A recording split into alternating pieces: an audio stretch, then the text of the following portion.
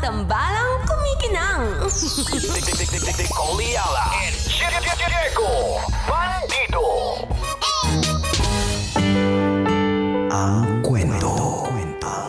Mula sa mahiwagang Burnay. Mula sa mahiwagang Burnay.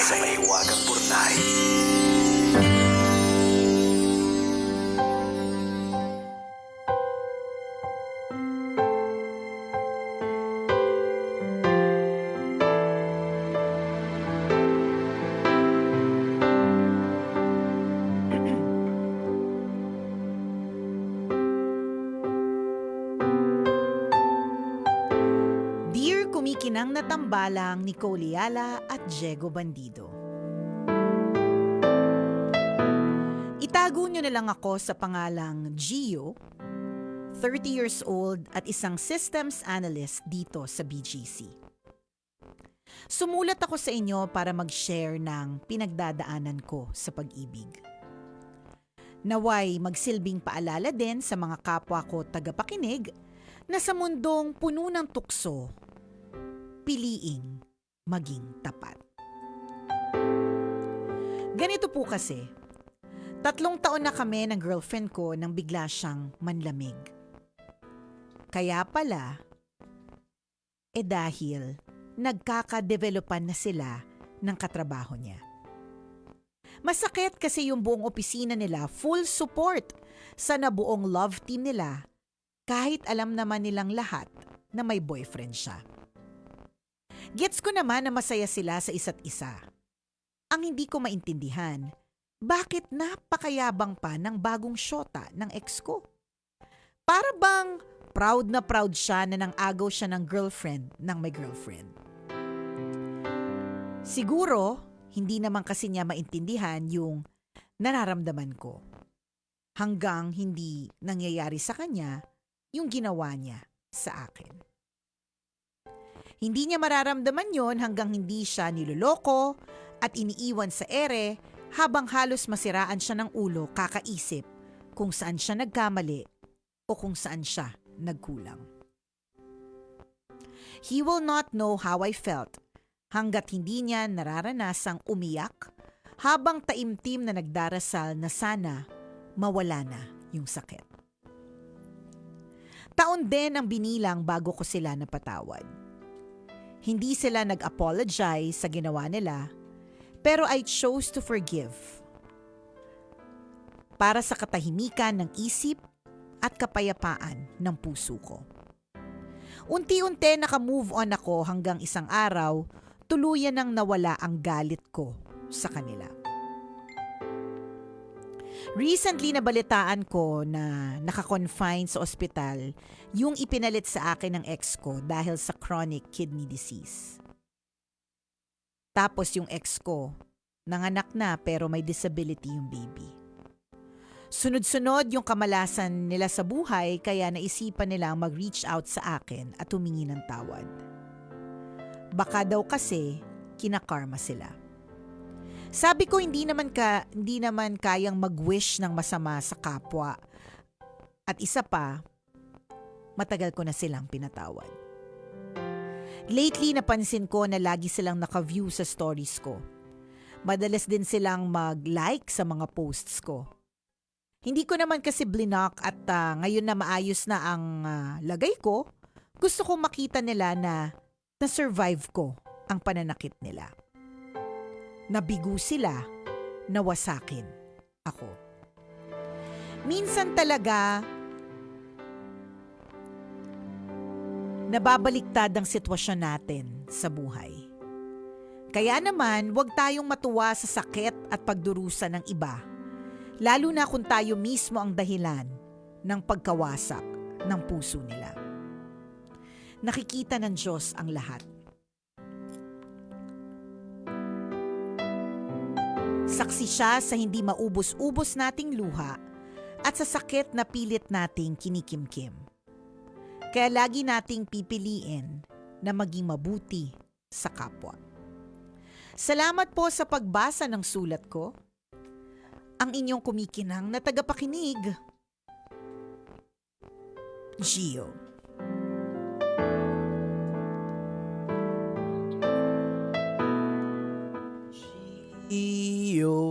Hi, Gio! Gio!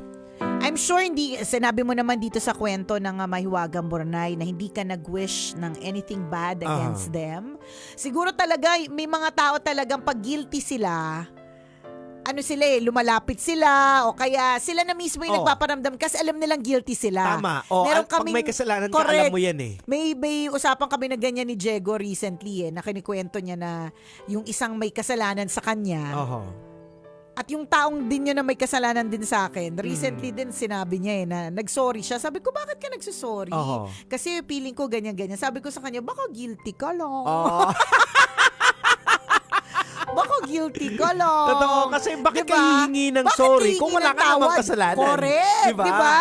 Or kung halimbawa, siguro may mga taong humihingi ng tawad, siguro dahil katulad ng nararamdaman nung kanyang ex, na baka kaya tayo parang nabablock ang mga grasya ay dahil may mga tao tayo, mga sinaktan, ganyan. Mga ganon. Kasi if you're desperate talaga, you will do all things even forgiveness, ganyan. Ako para sa akin, ang nakaganda naman dito yung nalaman nila yung ginawa nila na hindi maganda. Ganon. Talagang sadyang may mga bagay na nangyayari po talaga sa ating buhay pangpaturo ng lesson.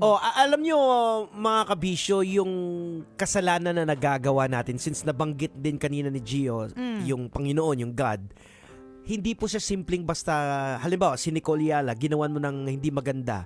Hindi mo lang po yun kasalanan kay Nicole. Kasalanan din po yan sa Diyos kasi sa word niya, sinasabi ng Bible, kung anong ginagawa mo sa kapwa mo, ay ginagawa mo rin din sa akin. Ayan. So, on top of that, humingi ka ng sorry doon sa nasaktan mo. At the same time, humingi ka ng tawad sa Diyos. Kasi siya din ang na-offend mo. Kaya yung consequence, may mga consequences. Tuloy-tuloy yan. Alam mo, sa totoo lang, yung karma na yan, madaming opinion kasi tungkol dyan Madaming samot-saring opinion tungkol dito. May mga iba na hindi naniniwala sa karma, may mga iba na naniniwala sa karma, may mga ibang naniniwala na kaya rin lang naman talaga nangyayari ang mga bagay-bagay, hindi naman dahil kinarma, kundi dahil kailangan mo lang din talagang matuto, di ba? Ano't ano pa man ang paniniwala, kasi medyo mahaba-habang usapan yan kung totoo ba if karma is real, di ba? Pero sabi nga nila, life is a boomerang. Kung anong itinanim, kung anong ibinato, yun din ang babalik sa'yo, di ba? Kung anong itinanim mo, yun ang aanihin mo. Ganon. Sabi nga daw nila. Pero may mga iba nagsasabing, hindi naman talaga ganon yun. Mabuti naman ang Diyos at hindi niya iaalaw ang mga bagay-bagay. Pero sometimes, things really happen. Wala pong buhay na perpekto na walang bad thing na nangyari. Madami pong nangyayari hindi maganda. Correct. But these will always serve as lessons para mas bumait ka, mas tumibay ka, mas gumawa ka ng tama. Correct. Ganon. Kaya kita nyo na ako, malinaw na nakita ko doon sa kwento ni Gio na yung kasalanan talaga may consequence talaga pagkakamali. Yun na nga talaga. Siguro isa din talagang paalala na kapag ka may jowa na po, yung kinakrush mo, yung kinakalantari mo at nilalandi-landi mo, flirt mo palang itigil mo na habang hindi pa lumalalim at hindi ka pa pinapatulan kasi mahirap na.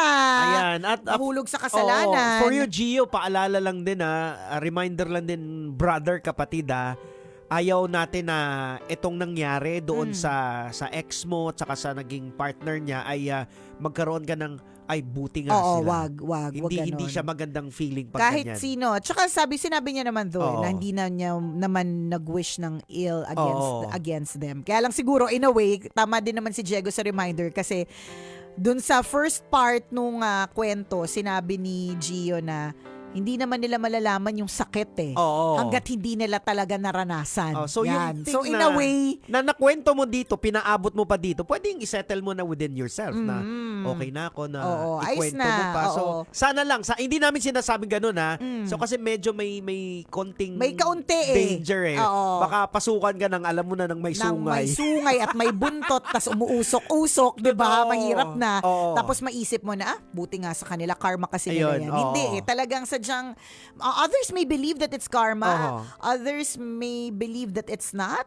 Basta definitely sa buhay po natin mga kabisyo, huwag tayong mag-wish na to put harm sa iba against other people, lalong-lalo na pagdating sa health kasi ano po yan mahirap na battle yung health. talaga Oo. sa totoo. I don't think ginawa naman niya kasi sabi niya Oo. hindi naman niya sinumpa. Ayan, just a reminder lang. Oo, reminder lang. Talagang sigurong sadyang kaya humingi ng sorry yung dalawa kasi alam talaga nilang mali sila. Which is also ang kinaganda naman nung kung kailan nagkasakit na humingi ng tawad. Oo. Yun naman din yung ikinabuti ng sitwasyon. Basta pag alam niyo po na ito po ay makakasakit sa Diyos, makakasakit sa kapwa, Correct. 'di ba? Huwag mo nang ituloy. Tama. Bago mo gawin yang iniisip mo ngayon, kung ano man yang iniisip mo ngayon, tatanungin mo, is this right? Oho. Tama ba to? Kapag ka nangyari ba to sa akin, masasaktan ako? Kapag nangyari ba to sa mahal ko sa buhay, masasaktan ba sila? Kung Tama. oo, wag mo nang gawin. Tigil na. Itigil mo na yan. Check out na. Check out. Check out na dyan.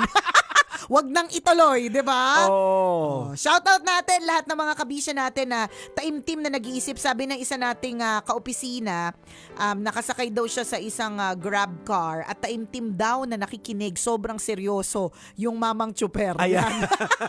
Taimtim ka nakikinig sa amin. Kuya Sir. Mark Derwin Custodio. Ayan. Ayan. Kuya Mark Derwin Custodio, salamat sa pagtutok. Smile ka naman Hindi. dyan. Alam mo kung bakit ganon? Bakit siya taimtim na nakikinig? Ayan. Tahimik lang talaga si Mark.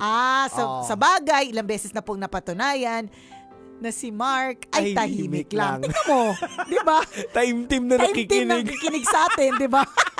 Tahimik lang, taimtim na nakikinig, Ayan. seryoso. Oo. Sineseryoso ang sinasabi ng tambalan. O Kuya Mark, Oo. Custodio, salamat sa pagtutok sa amin. At sana nakapag ka, Oo. pa-register sa ating Love Knows No Boundaries promo. At malay natin, baka may kakilala si Mark na ganitong sitwasyon na, ay Brad, wag mo palang gawin yun kasi Oo. yung ginagawa mong kasalanan, ginagawa mo rin kay Lord. Ayan.